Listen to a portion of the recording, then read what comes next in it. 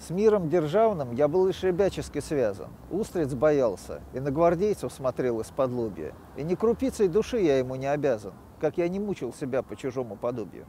Первый поэтический тезис этого текста – это отталкивание от образов имперского Петербурга.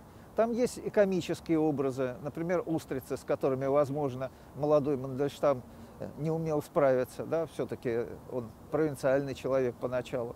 Там есть и более серьезные вещи. Вот эта неприязнь к мундиру, которая культивировалась у русской интеллигенции десятилетиями, это отрицательное отношение. И в третьей и четвертой строках он подчеркивает именно не просто предметную чужеродность, да, как с устрицами или мундирами, а он подчеркивает чужеродность души, и ни крупицей души я ему не обязан, как я не мучил себя по чужому подобию. То есть хотел, но не стал таким, как окружающий имперский Петербург. С важностью глупой, насупившись, в митре бобровой, я не стоял под египетским портиком банка, и над лимонной Невою под хруст 100-рублевый мне никогда не плясала цыганка.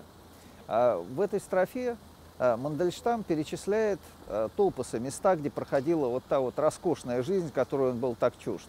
Эти места – это банк, ресторан, герои воротила, который стоит вот под этим портиком, или, например, аристократ, который слушает цыганку и ест как раз те самые устрицы, которые не давались Мандельштаму.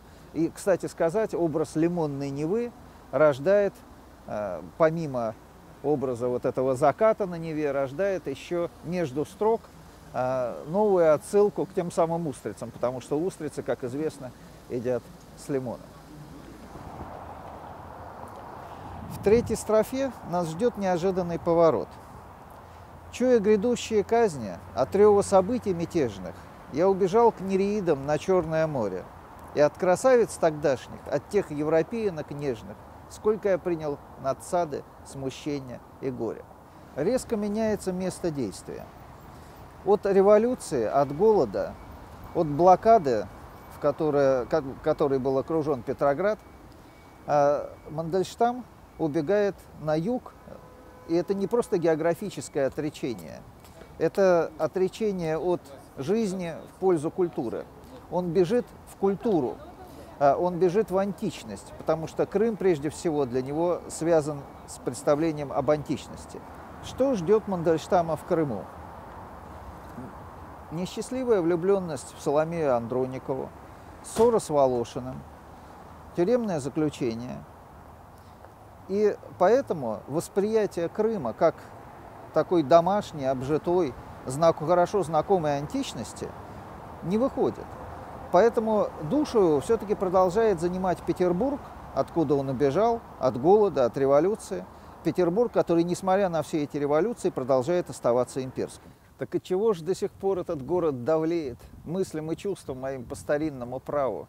Он от пожаров еще и морозов наглее, самолюбивый, проклятый, пустой, моложавый. Это значит, что мысли и чувства героя заняты исключительно Петербургом. Может быть, Крым и не принял его потому, что ему вполне достаточно одного Петербурга, что и передает этот глагол «давлеть». Те эпитеты, которыми Мандельштам награждает Петербург, мы прокомментируем, конечно, не широко, а хотя бы по одному значению. Самолюбивый. Наверное, это связано с тем, что Петербург создавался с некоторой претензией на самолюбование. Не случайно в «Медном всаднике» Пушкина сравнивается эстетическая самоценность Петербурга и никому не нужная, может быть, кроме него самого, жизнь бедного Евгения. Проклятый. Этот эпитет можно привязать к известному легендарному проклятию царицы Евдокии, которая пообещала, что Петербургу быть пусту.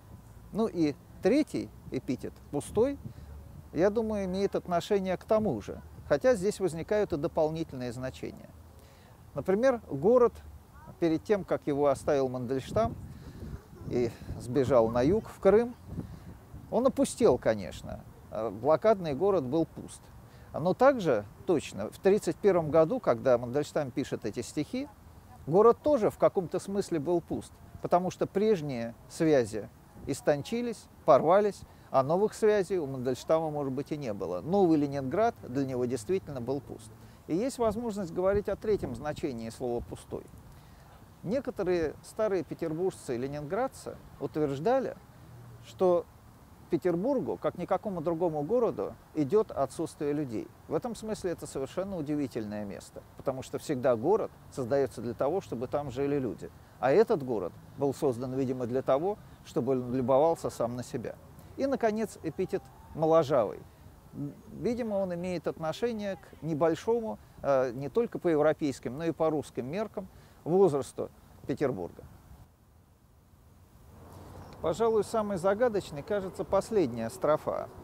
Не потому ли, что я видел на детской картинке леди Годиву с распущенной рыжей гривой, я повторяю еще про себя под сурдинку: «Леди Годива, прощай, я не помню Годива». Мотив английской легенды средневековой о леди Годиве выглядит в этом стихотворении довольно неожиданно. Что же это за легенда? Леди Годива, жена сеньора города Ковентри, графа Леофрика, заступилась за горожан и попросила у своего мужа снизить налоговое бремя. Он выдвинул ей унизительное условие, что он сделает это, исполнит просьбу ее и горожан, если она проедет по городу обнаженной. И леди Годива пошла на это условие, при том, что все горожане закрыли наглухо окна, и никто из них не видел свою обнаженную госпожу. Через несколько столетий в этой легенде появился еще один мотив, что один горожанин все-таки открыл окно и подсмотрел. И за это ослеп, был наказан. Что же связывает этот сюжет или этого героя, что связывает с героем Мандельштама? Дело в том, что он тоже видел эту картинку, и как вот тот горожанин чувствует себя предателем вот этого союза между аристократкой и третьим сословием. И с одной стороны, Мандельштам отрекается от этого предательства, а с другой стороны, не может о нем забыть.